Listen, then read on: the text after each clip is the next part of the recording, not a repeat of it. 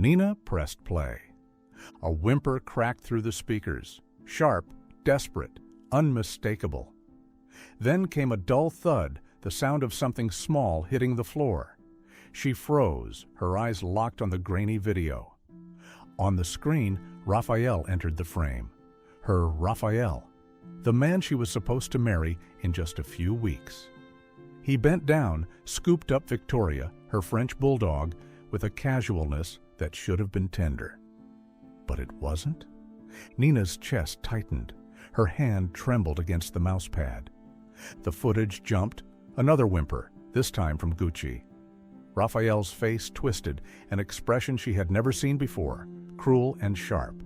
He lifted the dog high, then freeze frame. Nina slammed the spacebar, heart hammering. She rewound, pressed play again, as if the tape might change its mind, as if maybe she had imagined it. But the yelp was real. The thud was real. The way he dropped her beloved dog like trash, real. Her mouth went dry. What kind of man does this? How many times had it happened when she wasn't home? And now, what was she supposed to do? Call the police? Or go public first? The footage hadn't come out of nowhere. For weeks, Nina had been walking around her Rio apartment with a knot in her stomach, wondering if she was losing her mind. Victoria and Gucci had once been carefree little shadows, bounding to the door whenever she came home, curling at her feet at night. But lately, they weren't the same. Their tails tucked when Raphael entered the room. Their ears flattened. Sometimes they even bolted under the couch. Why? Raphael always cooed at them in front of her. He scratched their ears, offered treats, and laughed when they licked his hands. To anyone else, he looked like the perfect dog dad. But the dog's eyes told a different story, wide, glassy, and watchful. Was she imagining it? Could love blind her this badly? Then came the scratches. A bruise on Gucci's belly. A limp in Victoria's step one morning that made her heart seize. Nina rushed them to the vet, convinced something was terribly wrong. But after a full check, the doctor only frowned. No fractures, no infection. Strange, though, these marks don't look like typical play injuries. What do you mean? She pressed. The vet sighed, shaking his head. It's hard to say. Maybe they bumped into something. Keep an eye on them. Keep an eye on them. The words rattled in her head for days. She tried to convince herself it was nothing. Dogs get hurt. Dogs stumble. Maybe she was overreacting. But each time Raphael entered the room, the tension in the air grew thick. The dogs shrank back like shadows retreating from the light. And Nina? She stood in the middle, torn. Could the man she loved, her fiancé, really be hurting the only creatures who had never once let her down? Impossible. This was Raphael. He brought her flowers for no reason. He held her when she cried. He planned their future with a smile. And yet, one night she came home earlier than expected. The apartment was quiet. Too quiet. She slipped her shoes off, padding softly down the hall. From the living room came the faintest yelp, then silence. By the time she opened the door, Raphael was sitting calmly on the couch, scrolling through his phone. The dogs were curled nearby, but not the way they used to. They were stiff, eyes darting, bodies tense as if braced for something unseen. Her heart hammered. Was it paranoia, or was it proof? She tried talking herself down. Love is trust, isn't it? What kind of fiancé doubts the man she's about to marry? But what kind of woman ignores the fear in her dog's eyes? At night she lay awake, staring at the ceiling, her mind looping through the same questions. Was she crazy? Was stress twisting her perception? Or was Raphael living a double life right in front of her eyes? The final straw came when both Victoria and Gucci ended up at the animal hospital within the same week. Mysterious injuries, nothing the vet could fully explain. Nina sat in the sterile waiting room, hands clasped so tightly her knuckles turned white, and a thought hit her like ice. If she didn't find out the truth, she might lose them. And that was when her suspicion hardened into resolve. She would stop second-guessing herself. She would get answers. So Nina went home, took a breath, and quietly set up a hidden camera.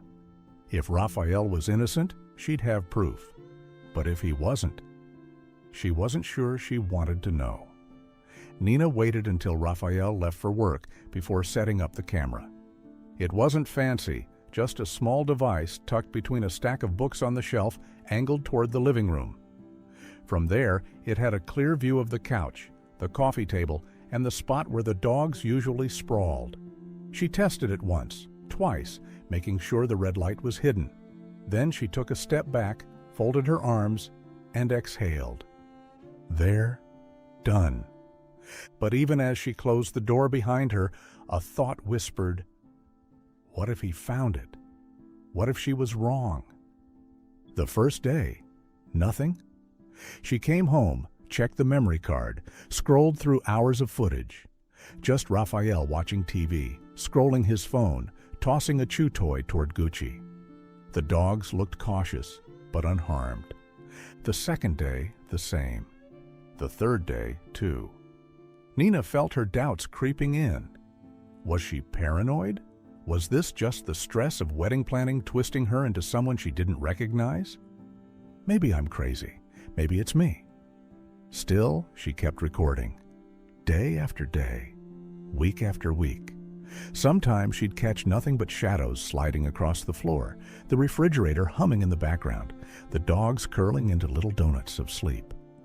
Other nights, though, the tension in the room was unbearable, even in silence. She'd watch the dogs' eyes dart toward Raphael when he moved. She'd watch their tails curl under when he shifted in his seat. But no proof, no strike, no smoking gun. Until one Tuesday night. Nina pressed play, and there it was. At 7:42 p.m., the footage caught Raphael walking in from the kitchen, a drink in hand. Victoria wandered toward him, cautious but curious. At first, he bent down and scratched behind her ears, smiling. But then, freeze frame. Nina leaned closer. Something about his smile chilled her. She hit play. Raphael's hand tightened around the dog's scruff. In one motion, he lifted her off the ground and slammed her onto the couch cushion. Not hard enough to injure on impact, maybe, but rough. Too rough. Victoria whimpered, curling into herself. Nina's breath caught. She rewound, played it again. The sound was worse the second time, the sharp yelp, the thud, Raphael's low mutter she couldn't quite make out. Her stomach churned. The next clip was worse. Timestamp 7:51 p.m. Gucci ambled into view, tail wagging faintly. Raphael picked him up, balanced him in his lap. For a moment, it looked affectionate. Then, without warning, he jerked his head forward and head-butted the dog in the chest. The sound was muffled but brutal. Gucci yelped, squirmed, tried to leap away. Raphael caught him mid-air by the hind legs and dangled him upside down like a rag doll. Nina's hand flew to her mouth. She paused the frame. The dog's eyes were wide, terrified, frozen in the blur of motion. She had to look away. Her heart pounded, but the tape kept rolling. At 8:03 p.m., another clip, Raphael dropping Victoria from his arms onto the hardwood. She scrambled, slipped, ran under the table. He laughed, as if it were nothing. At 8:16 p.m., yet another. The sound of something hitting the floor out of frame, followed by a yelp so sharp Nina's skin prickled. Then Raphael's voice, calm, steady, muttering something as he fetched a mop. Cleaning, covering, hiding. She felt sick. Nina slammed her laptop shut, then opened it again as if shutting the screen could erase what she'd seen. But it was burned into her mind, the cruel grip, the careless drop, the laughter that didn't belong to the man she thought she knew. For a long moment she just sat there, motionless, tears stinging her eyes. Could love really blind her this badly? The dogs had been trying to tell her all along. The fear in their eyes, the bruises, the silence that followed a yelp in another room. She had doubted herself. She had doubted them. Now there was no doubt left. And yet a darker question pressed at her chest. If he was capable of this when she wasn't home, what else was he capable of? Her gaze drifted toward the phone on her nightstand. Her hand hovered. Should she call the police right now? Or should she go public first? Nina didn't sleep that night. The footage kept replaying in her head. The slam, the yelp, the laughter that didn't belong to the man she thought she loved. Every time she closed her eyes, she saw Gucci dangling helplessly, Victoria cowering beneath the table. Her hands shook as she paced her apartment. What was she supposed to do? Call the police? Yes, of course, yes. But another thought pressed harder, hotter. What if no one believes me? What if Raphael talks his way out of it, the way he always could with that easy smile? She sank onto the couch, clutching her laptop. The videos sat there on the desktop, ugly little files with timestamps. Proof. Her proof, but also her curse. Her mind battled itself. Keep it private. Protect your life. Don't start a war you can't finish. Then another voice inside, louder. If you don't speak now, your dogs will pay the price. Again and again. Nina opened Facebook. The cursor blinked in the empty postbox as if mocking her hesitation. Her chest ached. Anger surged, then retreated, then surged again. Should she write something? Should she simply upload the clips? Her fingers hovered, then began to type. The person I welcomed into my house with all the love and affection was capable of committing atrocities against my dogs, against Victoria and Gucci, pure, helpless souls who never did him any wrong. Her eyes blurred with tears. She hit post before fear could stop her. Within minutes, the notifications started. Ping, ping, ping, comments, shares, outrage spreading like wildfire. Strangers called Raphael a monster. Friends messaged her privately, asking if it was true, if she was safe. By morning, the video had gone viral, and that was when Raphael realized. He came home late that day, his face pale, jaw tight. He slammed the front door harder than usual. The dogs bolted under the couch. Nina's heart raced. She clutched her phone like a lifeline. "You posted it," he said flatly. No anger, no denial, just the cold recognition of a man whose mask had slipped. Her throat closed. "I had to." For a moment, silence. Then his lips curled into something that wasn't a smile. "Do you know what you've done?" Her pulse hammered. Neighbors' voices drifted faintly through the thin apartment walls. She wondered if they'd seen the video. She wondered if they were whispering about her right now, about the girl who exposed her own fiancé. "I know exactly what I've done," she whispered back, though her knees trembled. That night, Raphael didn't sleep in their bed. He stormed out, muttering under his breath. She locked the door behind him, pressed her back against the wood, and slid down until she was sitting on the floor, dogs trembling in her lap. The next morning, 2 uniformed officers knocked at her door. Their presence should have reassured her, but instead her stomach dropped. "Ms. Mandan?" one asked. "We've seen the footage." "We need you to make a statement." Nina's voice wavered. Is he under arrest?" The officer exchanged a look with his partner. "He's fled. We're looking for him." The words hit her like ice water. Fled. Gone. Somewhere out there, knowing she had destroyed his reputation. Somewhere out there, angry. Her mind spun. What if he comes back? What if he finds me? The officers took her formal statement, documenting every detail, every injury, every suspicion. Their pens scratched against paper while her voice cracked. She handed them the memory card, her proof. When they left, she double-checked the locks 3 times. She jumped at every sound in the hallway. Her phone buzzed non-stop, reporters calling, animal rights groups messaging, strangers sending her support. But threaded between the sympathy were her own fears. Raphael watching, waiting, plotting. At night she thought she heard footsteps outside her window. She thought she saw his shadow in the stairwell. Her dogs barked at nothing, then whined as if sensing her fear. The police promised protection. They told her justice would come. But still, Nina slept with the lights on, her phone clutched in her hand, her heart trapped in her throat. Her life with Raphael was over. Her wedding was gone. But something darker lingered. Because the man she had once trusted most wasn't just gone. He was out there, and he knew she wasn't staying quiet anymore. By the end of the week, Nina's videos had traveled farther than she ever imagined. 1 million views, then 2. Comment threads spiraled into the thousands, each one angrier than the last. Monster! Jail him! Protect those dogs at all costs.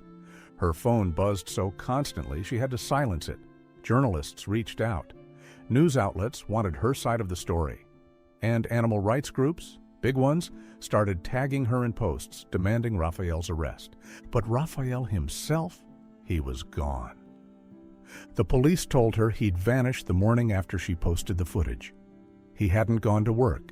He hadn't returned to his apartment.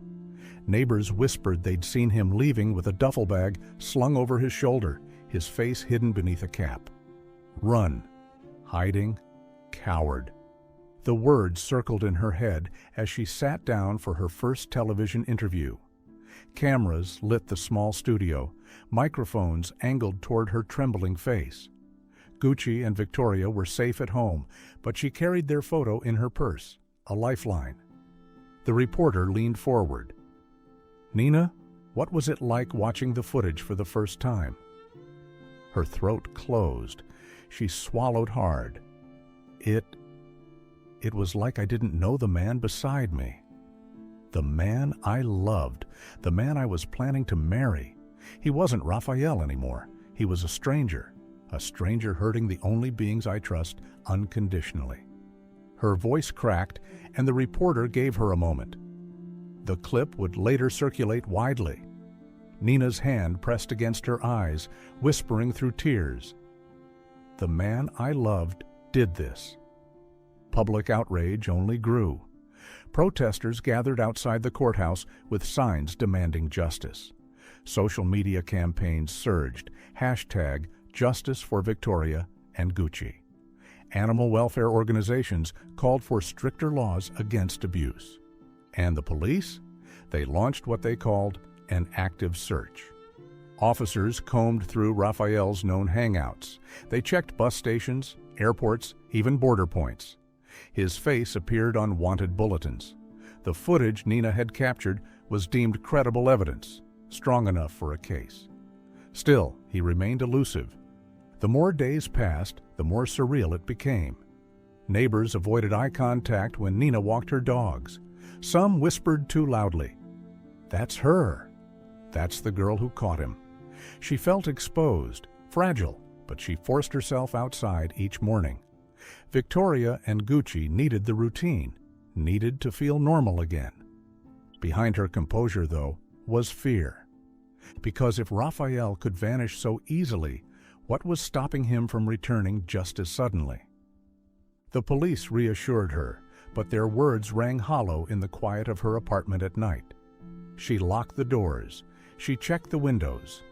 And sometimes, in her mind's eye, she saw him again, smiling at her while the dogs cowered, pretending everything was fine. Yet even in fear, she found strength. Each time she replayed the footage, each time she saw the comments from strangers defending her dogs, she reminded herself she had given them a voice. She had dragged the truth into the light. The man she thought she loved had disappeared into the shadows. But his story wasn't finished, because the hunt for justice had only just begun. In the weeks that followed, the noise of the world slowly faded. The angry headlines, the protest signs, the endless scroll of social media. All of it dimmed compared to the quiet miracle happening inside Nina's apartment. Victoria and Gucci began to heal. At first, they startled at every sound. A door shutting too loudly, a hand raised too quickly, each one sent them scrambling. But little by little, the tremors eased. They slept longer, curled in warm heaps at the foot of Nina's bed. They ate without glancing nervously over their shoulders. They even began to play again. Tentative at first, then, with the joyful abandon, she remembered. One morning, she woke to find both bulldogs sprawled across the couch, bellies up, snoring like little engines. For the first time in months, she smiled without forcing it. Her home finally felt safe again. Her wedding was gone. The man she thought she knew was gone. But her family, Victoria and Gucci, were safe. And that mattered more than anything. Still, the betrayal lingered. Late at night, she would sit by the window, the city lights flickering outside, and ask herself, how could I not have seen it sooner? How could love blind me this badly? And then, just as quickly, another thought would cut through. The dogs told me. They always told me. I just didn't listen fast enough. That was the lesson she carried forward, heavier than any ring could have been. Trust the signals, trust your gut, trust the ones who can't use words but speak with their eyes, their trembles, their silences. She began speaking at small community events, warning others to trust their intuition when something felt wrong. I ignored what was right in front of me, she told one crowd, her voice breaking. Don't make the same mistake. If your pets are trying to tell you something, listen. Always listen. Victoria barked softly then, as if in agreement, earning a ripple of laughter and applause. Months later, Nina still hadn't planned another wedding. She wasn't ready for that, but she was planning something else. Long walks by the beach, afternoons in the park, evenings curled up on the couch with two dogs who had survived so much and still wagged their tails when she came through the door.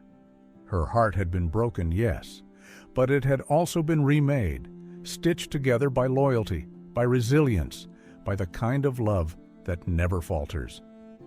Because in the end, Raphael had taken nothing from her that mattered. He lost. She and her dogs had won. And now, when she looked at Victoria and Gucci, their eyes were calm, their breathing steady, their lives, once again, their own. Her voice carried softly but firmly the message she hoped the world would hear. Always trust what your pets are trying to tell you.